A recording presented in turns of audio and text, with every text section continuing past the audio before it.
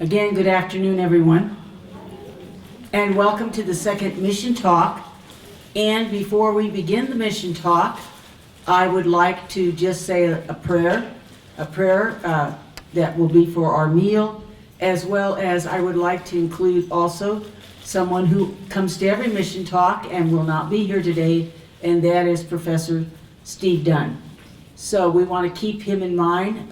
For those of you who did not realize it, Steve had a heart attack yesterday afternoon and is currently in Via Christi St. Francis campus right now. And decisions are being made as to what the next steps will be. So let's keep him in mind as well. Also, we have a blessing on the food. God, we ask a blessing upon this food that we are eating, and that you bless our souls as well as our bodies as we take in nourishment today. And we ask a special blessing again on Dr. Dunn, as he, I'm sure, is concerned about his own health, but he's probably more concerned about all those individuals that he won't be having in class, etc., and wondering what people are doing to take care of the situation. We ask also a blessing upon all those needs that we know about, each of us, that we have been praying for, and we hope that those prayers will be answered in whatever way you believe is for our best. And this we ask in Jesus' name. Amen. There are tables up here. We are set for 60 people, and hopefully food service is watching if we're running out of food back there. I have to admit that this time I took the advice and made a plate that will sit here until it's all over with before I get to eat it, but at least maybe there'll be something left this time. Anyway, and I thank you for understanding as we move this. I certainly didn't want to exclude anyone, and the numbers were getting entirely too high for upstairs. So thanks again for being here. And I want to remind you as we begin, and that is of what the theme is for this year. The theme is to talk about the adorers of the blood of Christ, and there are 5 of them, for which buildings are named on this campus. Okay? Today, we are not only going to be having some buildings that are named, but we also have a plaza that is named, and we're going to do 2 people. I guarantee this one is the most difficult because there's so much to cover. I'm going to tell very briefly the stories of both of these women in between the other things. And I also would tell you this, that there's a unique thing. One of these women is the one responsible for the purchase of the land, the very first purchase that was made in 1901, and the sisters arriving here in 1902, and then the founding of our junior college, which occurred on the 12th of September in 33. So here are 2 really pioneers, trailblazers as such, that we'll be focused on today. Also, these were the hardest to do the tech part for this, because there's so much that we had to do with it.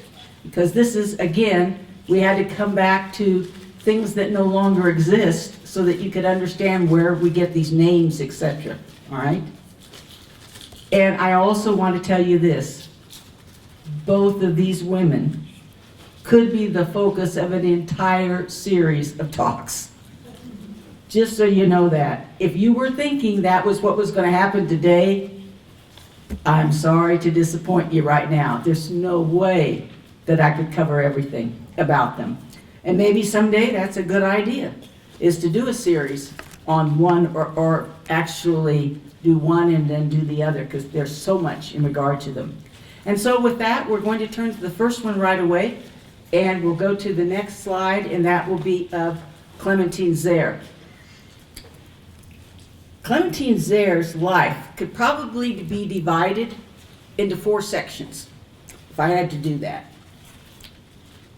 She was born, well, first off, I'd say her beginnings would be one of the first sections, the daughter of Bernard and Magdalena Zerr, and she was given the name of Barbara. So she was Barbara Zerr. She was born in 1832, and she was born in Germany, the section called Baden, and it's in the Black Forest area. You have to remember that this is before, so some of you have got a little bit of history background, know there was no unification of Germany yet. So you're talking about sections of Germany, separate little nation states as such. So she was born in this area of Baden. Then I think another section of her life would be the contemplative adore. She was really compelled to serve in her native land. She really felt this call to be a contemplative individual and to be serving and praying for the people in the area she lived. And that would probably be about 20 years, that section of her life. The period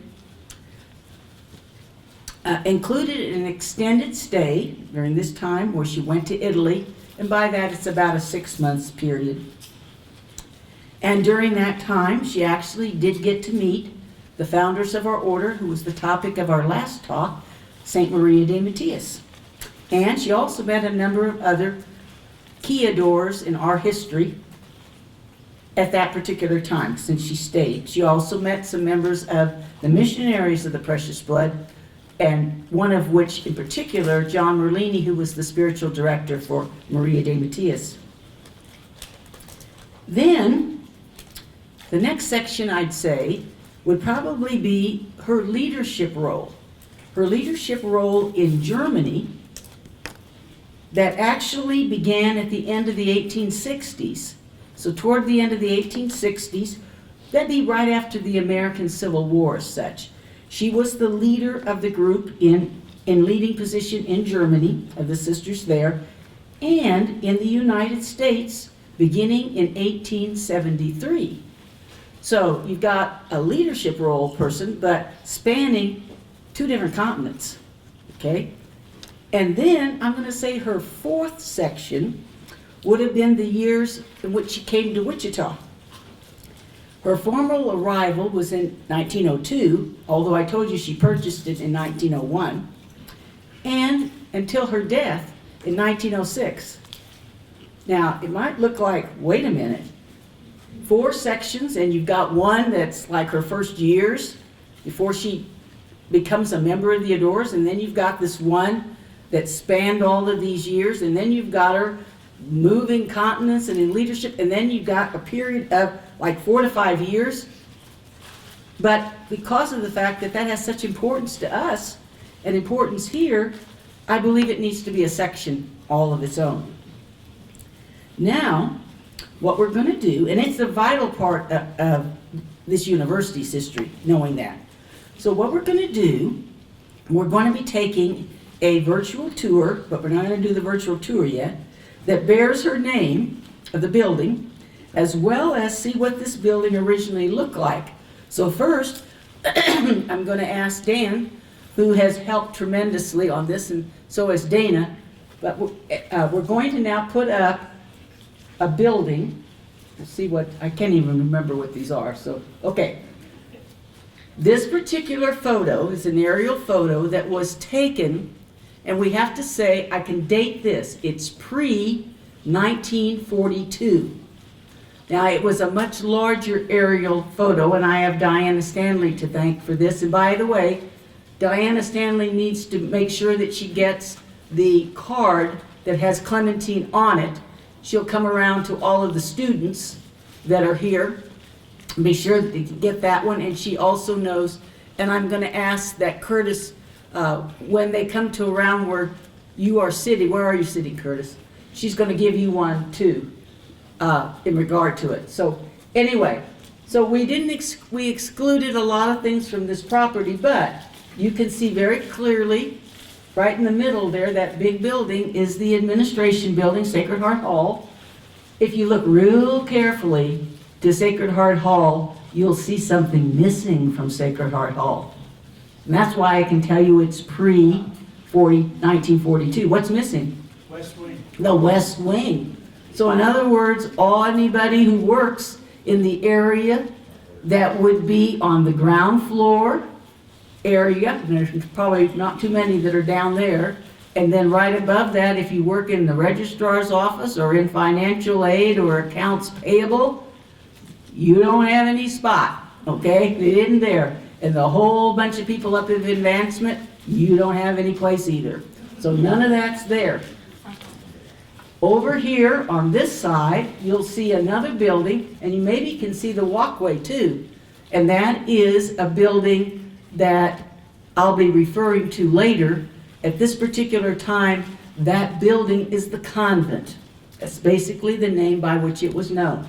Then I want you to look where the arrow is, okay? And so that arrow is pointing toward a building. And that is the building that is named for Clementine Zerr. And you might say, you can read on there what it says.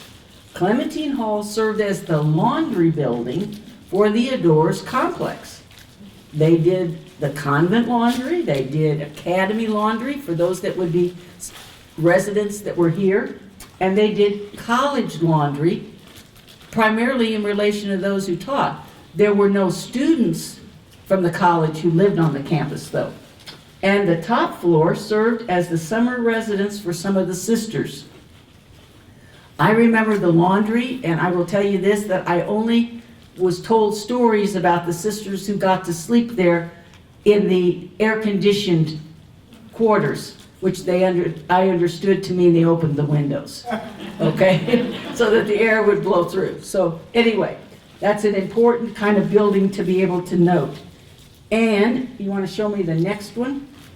Okay, this one is trying to show you it would be the building to that side, so the farthest to your left, you will see a kind of little facade, and then you'll see some bricks, and that would have been when they took the laundry part down and they kept the rest of the building because they knew, and it says on here, important electrical and other equipment sits near or underneath this building. In this photo, you see the maybe service center.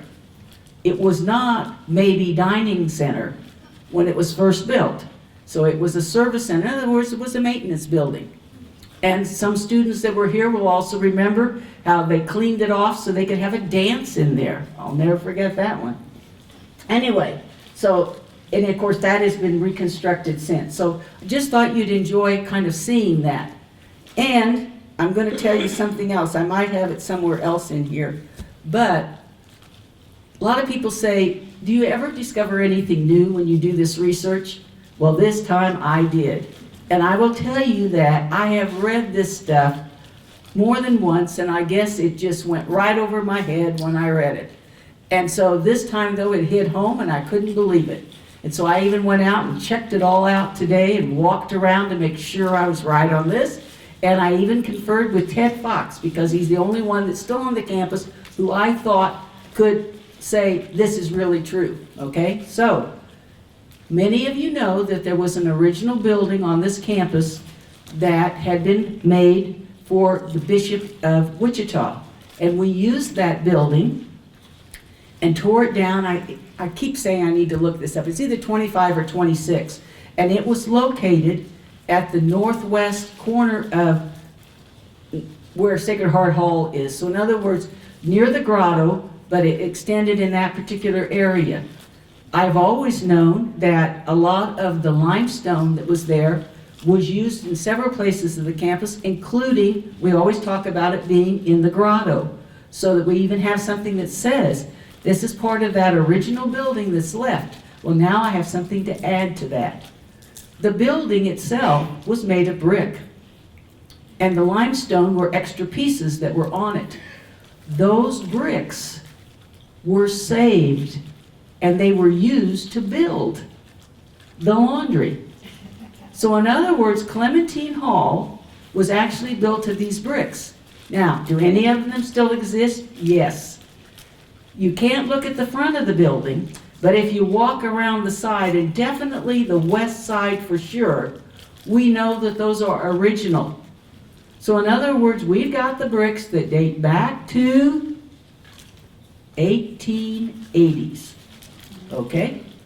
So in other words, that's something I never realized that we actually are in possession of. Now, I don't expect that our industrious students are going to take it upon their, and chisel one out, okay? What could happen is everything could fall down. But anyway, just so you know. And with that, we're going to now show you the virtual tour. Or Dan is.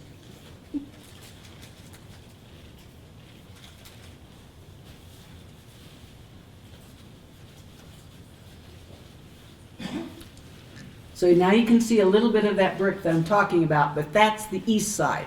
The west side really looks original. And as I said, Ted Fox agreed with me.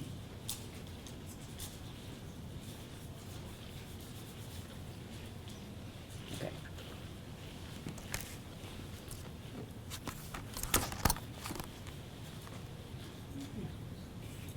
Ready for her legacy. Okay.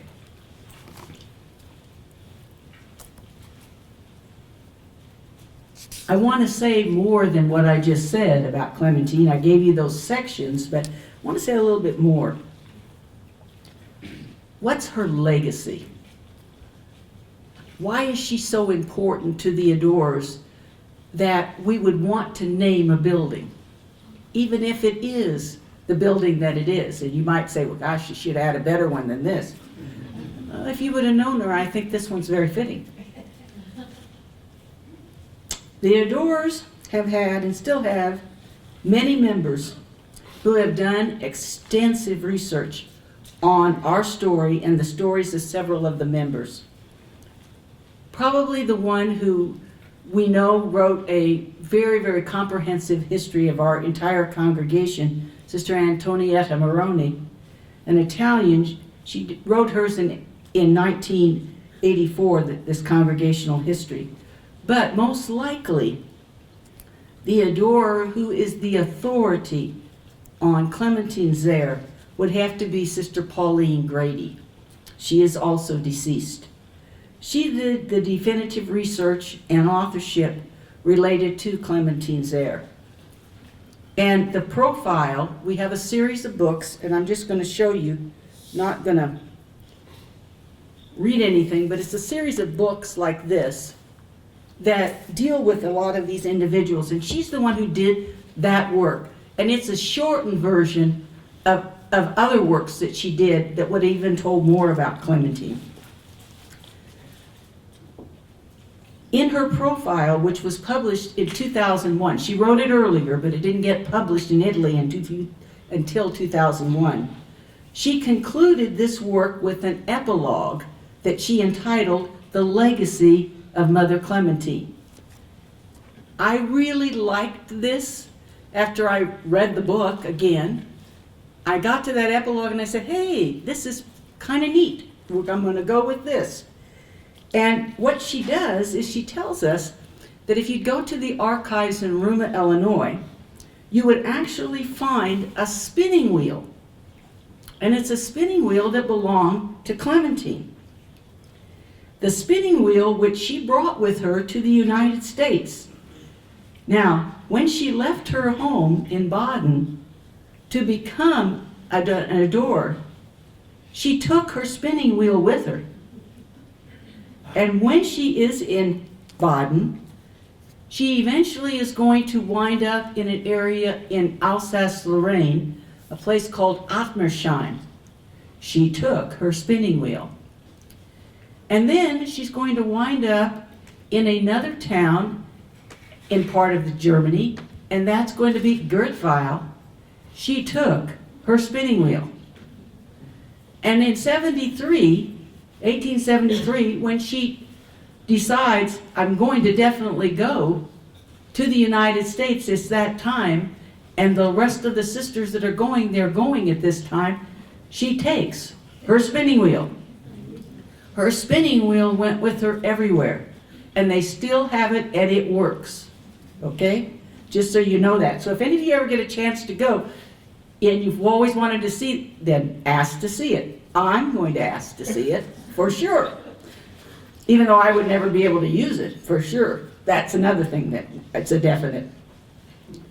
In a special way, her spinning wheel remains as a unique reminder of aspects of her life and work that form a special legacy to the congregation of the adorers of the blood of Christ. So I'm going to weave these points as to how this happened. First, contemplative prayer. The introduction to contemplative prayer and the devotion to the blood of Christ was always present in her life. Prayer was the fiber of her existence. Truly an adorer apostle who knew how to balance a strong work ethic with adoration. The second one is courage to take risks under obedience. She was timid by nature. She found courage to proceed in trust. If some of the fibers were broken or badly twisted, she'd risk finding a different way to adjust the yarn for the service of God's people. Frankness and belief in divine providence. Clementine was direct and simply said what she meant. According to Pauline Grady, Clementine believed this, and it's a quote, "God writes straight with crooked lines." End quote. God would make all things work according to divine will. A beautiful cloth would be woven. Love for the universal church and her international congregation. Clementine saw the church as international, with Rome as its core and the Pope as its unifying center. She made strong commitment to the service of the church. The unification of Germany, or the unification, I should say, of the German and French-speaking sisters with Maria de Matias's congregation was her joy. She lived for that moment. She traveled across the Alps to meet the saint. This was vital to her to do this. Now just imagine what time we're talking about in the early 1860s to travel the Alps. Just picture the type of transportation available. That was no easy thing to do. Clementine spun a thread of correspondence in 3 languages. Now, first off, German, but I'm going to say how many dialects of German? So many different ones that she used. So when I say German, that's really a very inclusive area. She also learned Italian. And she was the one who did all of the correspondence with Italy. And she really worked at it, and she did a good job. And of course, English. You can imagine all this correspondence. She was that link in many ways. She crossed the Atlantic 11 times. Now, I don't think you count, if you're going there and then you're coming back. I'm counting each one of those. That's crossing the Atlantic 11 times. So obviously, what do you know? If it's an uneven number, okay, she doesn't going to return to one of them, all right? I was amazed. I didn't realize, I hadn't stopped and counted them all, of how many times she actually did this back and forth. Coming to settle in Wichita in 1902 was just as vital a thread, in her view, as any of the others would have been. Her spinning wheel wove continuously. And I think that's a fitting legacy. I am not going to be able to stop for questions until the end, so bear with me because I've got to go on with Beata, otherwise we won't get this stuff finished. But we're doing great so far. The next person is going to be Beata Netemeyer, and I could have had two pictures up here. I could have had a picture of Beata Netemeyer who would have not looked like Clementine, but would have been wearing the habit that you saw Clementine wearing, okay? Because it's during Beata's time that the switch takes place for the American sisters, okay? So I chose to put this one so you could see a little bit of the difference, all right? And this is the one that you will find that picture. Today the picture of her is found in the president's conference room. She's listed right there with the other presidents because she is the founder, there's no question, of the university. Using the profile of Beata Netemeyer, which was written by Sister Loretta Gaydon, and Sister Loretta is still alive, and I never forget when she was doing this research. I learned a lot from that, but I had done some research myself preparing for an award that was going to be given here, so I always appreciated having conversations with Sister Loretta over this woman, Beata Netemeyer. She helped me, by looking at her profile, to divide her life into three major sections and end with a section on her legacy. The first section would be, so in other words, there can be four sections. First, her family background and vocation to consecrated religious life. That'd be a period. Then there'd be the period of her ministries that take her west of the Mississippi to the plains of Kansas, with a year in central Oklahoma and 7 years in Carlsbad, New Mexico. By the way, she only lived to 65, okay? Just so you know, she died a much earlier age than did Clementine Zerr. The third period would be the period in which she led in the congregation, and these would be her 9 years in which she was the leader of the first Wichita province, the first years of that. Those terms were 3 years each, and she served the maximum number she could serve, which were 9 years. And then the fourth part, as I'm saying, is her legacy. So what we're going to do is I want to show you some photos just first so we can get the building kind of understood, etc. Now, the building that was in the original photo that I showed you when we were looking at Clementine, you remember, and I said, here's the building that we called the Convent, okay? This is a picture of that same building, but a number of years later, and by this time it's called Beata Hall. Now, when did it become? I have down there that, but I'm going to tell you that Beata Hall actually dates to 1959.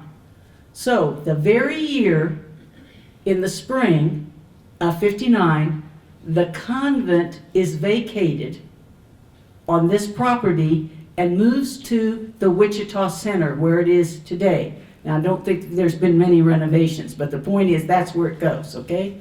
So in 59, what happens is we had a residence hall for college women who were going to school here that was located 5 miles from the property.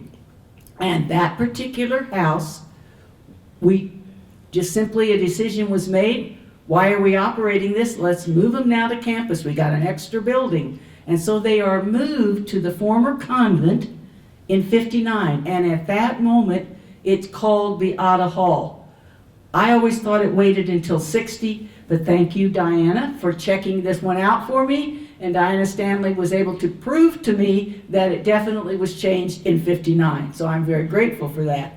And then, so it will be a residence hall. And then in 1960, when McNeil Hall is finished, and it is the first freestanding residence hall built as a residence hall and to house the college students, and it would have been the women. That's when that was built. So what happens inside of this building, it becomes a classroom building. It becomes an area in time where certain departments were located, etc.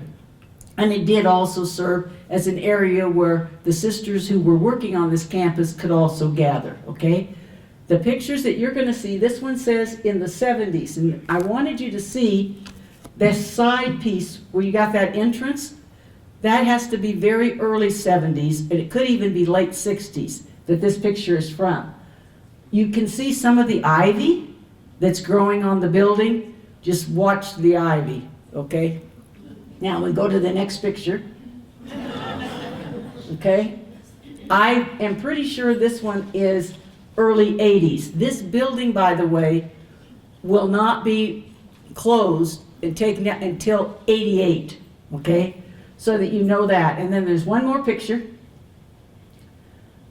I'm going to say this is late 70s and early 80s, and I'm basing that upon the sign and also because of the CUTE program, which was, I just know it was it's an urban, a program to teach in inner school public schools, Catholic schools, wherever it would be. And we had students that were doing this throughout the state of Kansas. And I remember teaching some of those students. So anyway, it kind of shows you. Now, if you look at the bottom, it says Sisters Residence. What's not on here, oh, it can't be early 80s. Does anybody know why? Because this is where nursing went, and nursing joins us in 79. So I should have looked carefully at that. Then I wouldn't have made that error, because I'm the one that typed that on there. Okay, so that's that, and then we're going to show one more. All right, and then it tells you we've got the original Beata Hall, and I've given you the dates of 59 to 88, okay? And then we're going to be doing Beata Plaza, which is 95 to the present, and then finally what we call today Beata Hall, which was built in 2000, but it was named, because all we did is we called it New Hall, and it got named in 2003 as Beata Hall, okay? Now this is going to get a little complicated because I know that there's some of you who came because you want to know who done it. Okay, we're ready to go, Dan.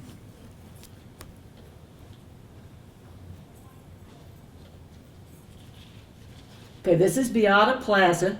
Beata Plaza was dedicated in 95, restoring the name to campus. It is where the flags are and the statue of the Sacred Heart.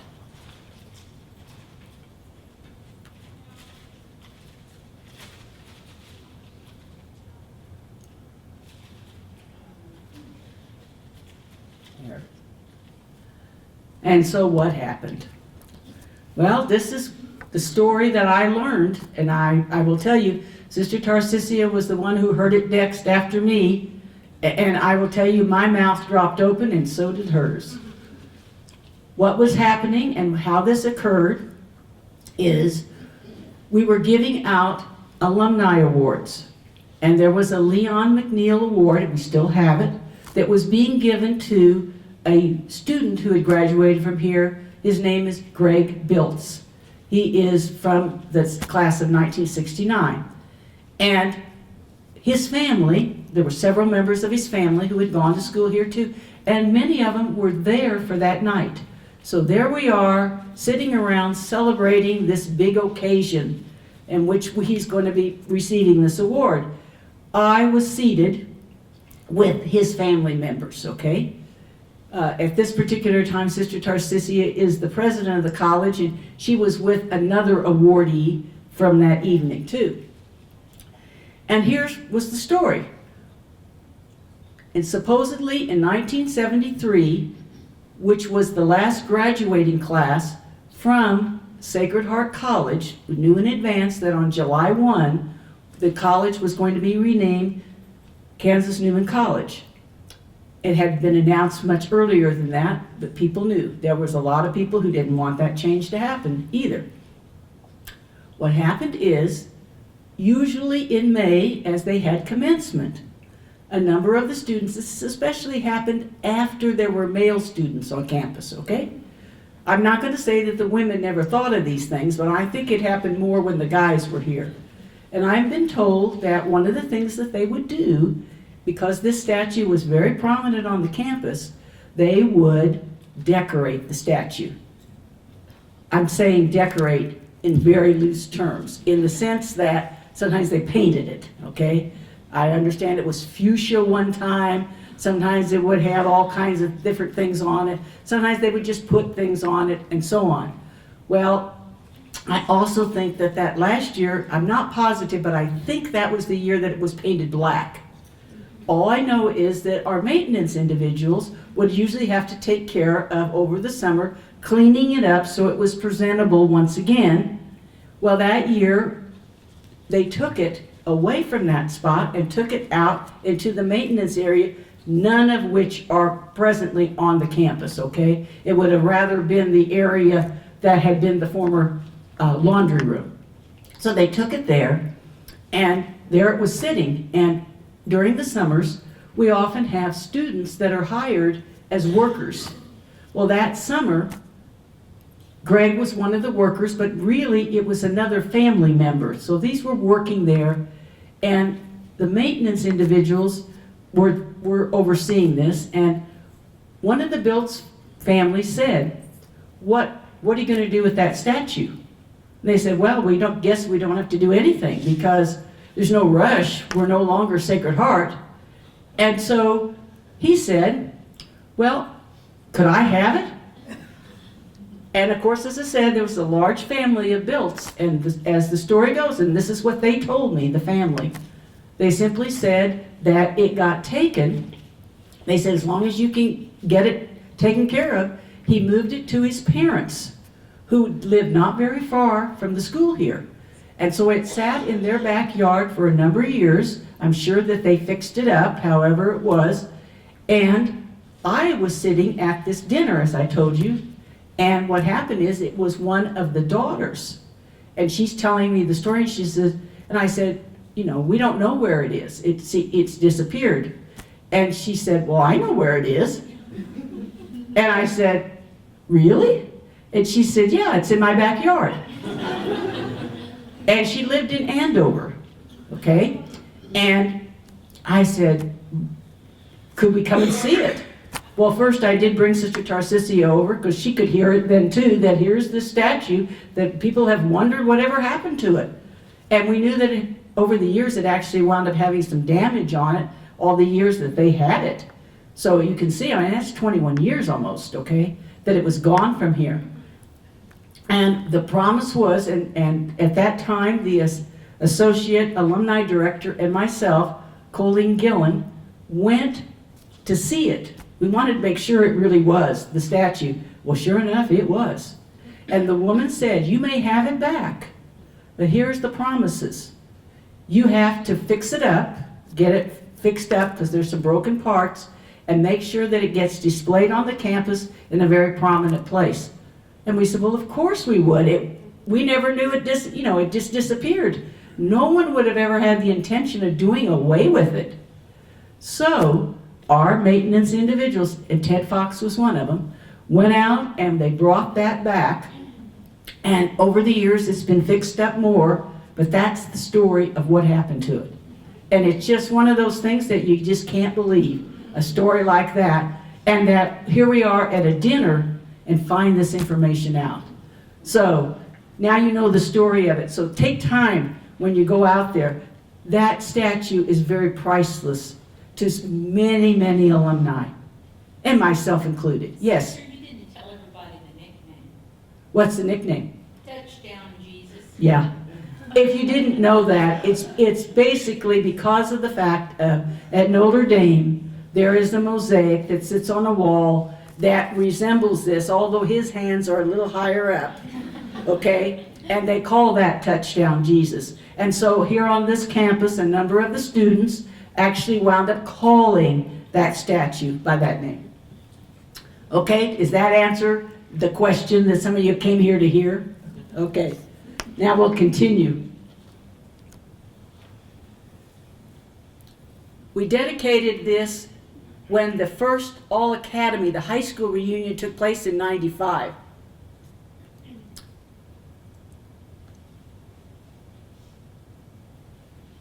And it does have a very prominent place on our campus, there's no question. Now we're going to what has been named the new building, Beata Hall. And I couldn't believe how the building, because it hasn't been there that many years, has weathered too. And these are some really neat shots that they did with the drone.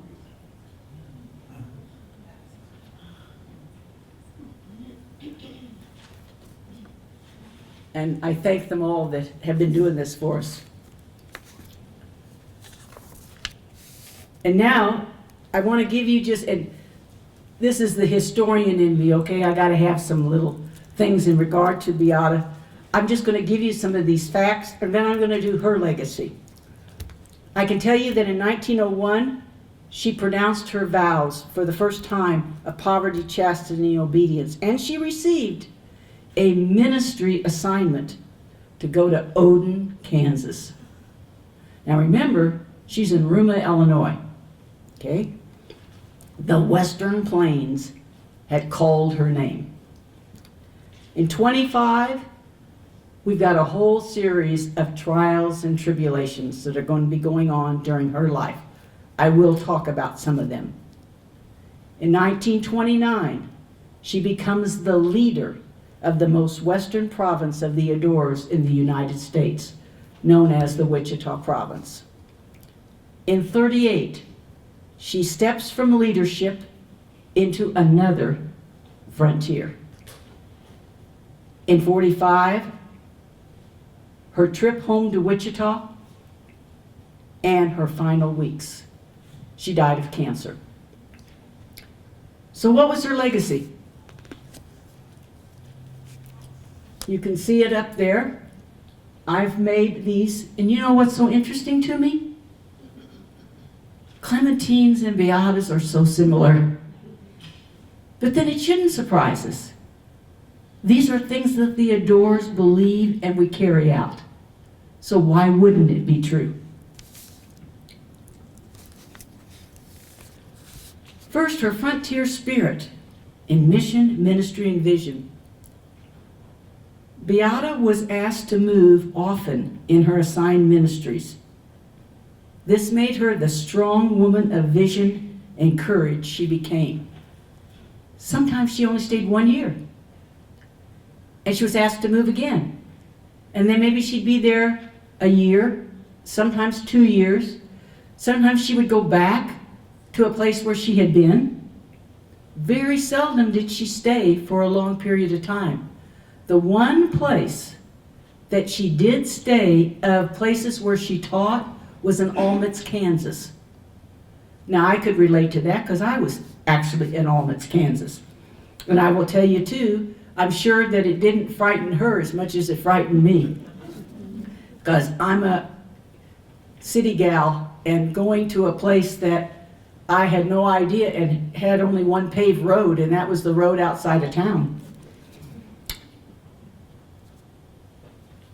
Sister Loretta Gagan uses, just as Pauline Grady used the image of a spinning wheel, she uses a kaleidoscope for Beata.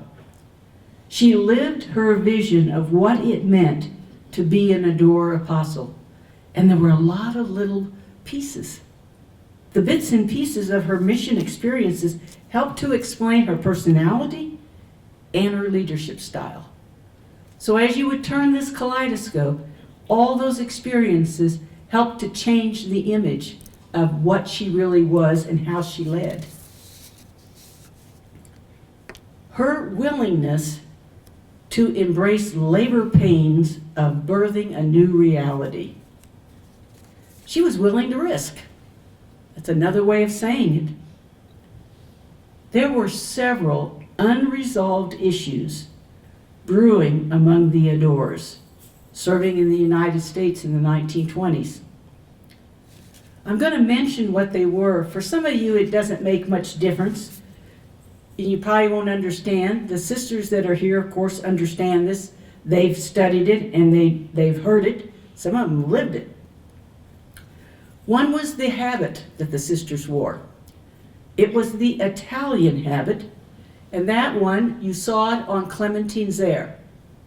I want you to picture that, not today, but on one of the days that the wind's blowing. My understanding is it will be tomorrow, and the next day, and definitely on Friday. Imagine what that would be happening. Many, many times the sisters would be holding a piece over, maybe the cape that they wore would be thrown over their head because their veil went somewhere and somebody's out chasing after it, and it may be only themselves.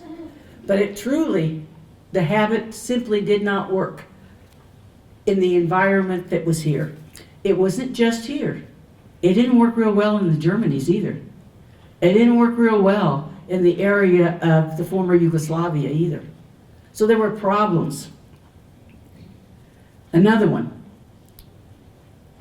The Italians had a built-in kind of class system. And that was kind of true from the time of Maria's time. In other words, there were those who would prepare to be teachers, but then there were those who would do the cleaning, the laundry, the cooking, and they had another name.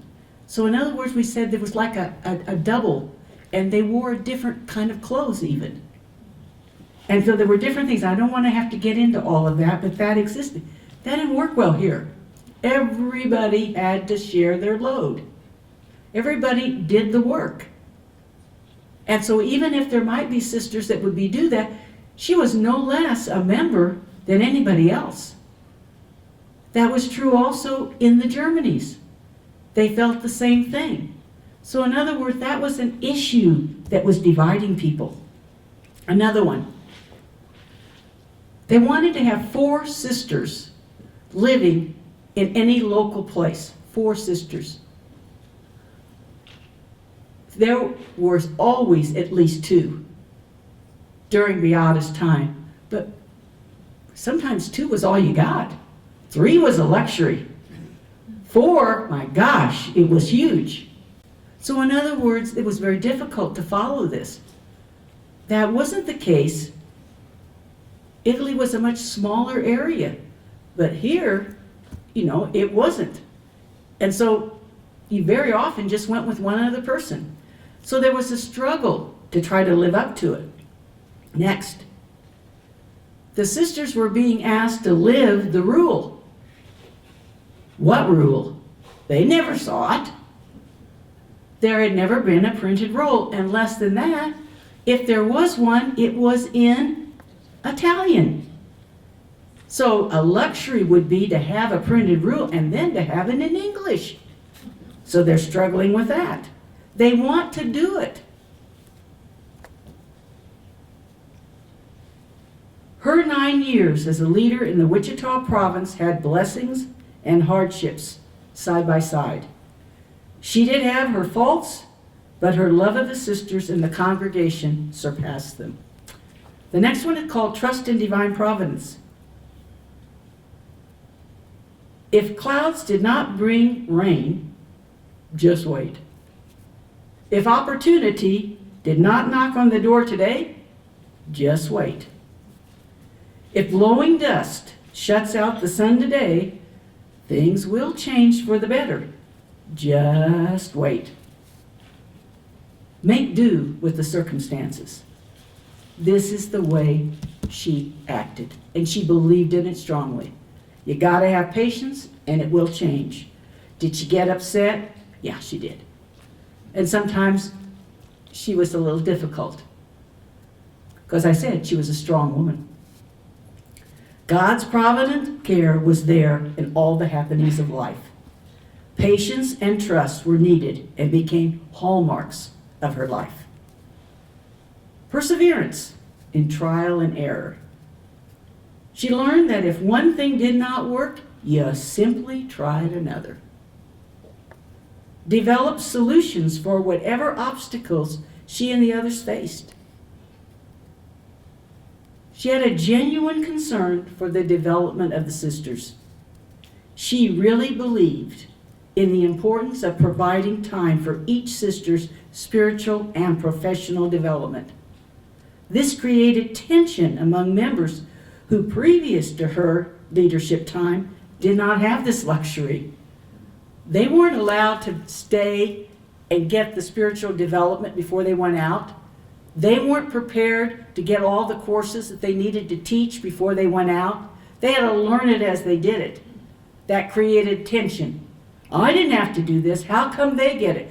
Don't all of you belong to like in families where if you're the oldest one and you're sitting there and saying, and these younger ones, they're spoiled. I think you can relate with that. And that's exactly what was happening. It was petty, but it happened.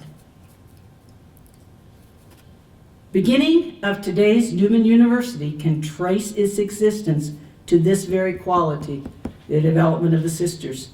She wouldn't have founded a college in the midst of a depression if she wasn't of the belief that educating well for the future made her vision-driven and mission-focused. There's no question. That's a big one in relation to her. And then I end on this. Personal humility. No work was too much or too lowly for her. And that's true. She pitched in with everything. She picked up shovels. She picked up a broom. She did whatever she needed to do. She had her critics, and she accepted their criticism regularly. Handwritten note was found among her possessions at the end. I'm going to read you that quote, but I'm going to tell you something else. The last years of her life before she came back in 45 were spent in Carlsbad, New Mexico. She did not do the normal kind of work. She did all of those things I'm telling you about, sweeping the floors, anything that was needed. She wanted to be far away, and she wanted to do the least of the least. That was who she really was. And here's a handwritten note that she wrote. The underlying principle and motive for all our actions as religious must be the love of God. I cannot tell you differently, for this is a fact, and facts are stubborn things. They will not go away. Now, I probably would love to meet both these women. There's no question. They're both different, but at the same time, there's a lot of similarities. I will tell you this, we have these exhibits that Diana has set up in the Heritage Room. Some of you have already seen it. For those of you who haven't, please take time to see it. And she told me that she really loved getting to know Beata Netemeyer, and only because we've got more things. Of Clementine's there, most of those things are in Ruma versus being here. Yet she had spent important years of her life here, but she's important there also.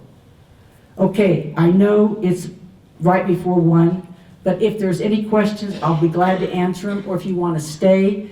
We also have among us, you heard me say that for Curtis, did you give the cards out yet? You better go, because there's some people who missed their card because they had to leave. Anyway, and Curtis is related distantly to Clementine Zerr and knows her as Barbara and has relatives that are currently in the state of Kansas in relation to this. So just so you know, he's come to many of our talks, but he would probably know a lot more in regard to the family than I would actually. So why don't I just simply say this? If those of you who have any questions, unless you've got one burning one you think everybody should hear, I'll be glad to try to answer the questions afterward for those of you, because I know some of you have to go. Anybody got a question that's just burning? Okay, in February, we don't have to do the retro anymore because Heimerman Hall is still there. We will be hearing about Marciana Heimerman, the first sister to serve the International Congregation as head, first American. So that will be the one we'll have in February, and I look forward to welcoming you and others. Spread the word. Thank you very much.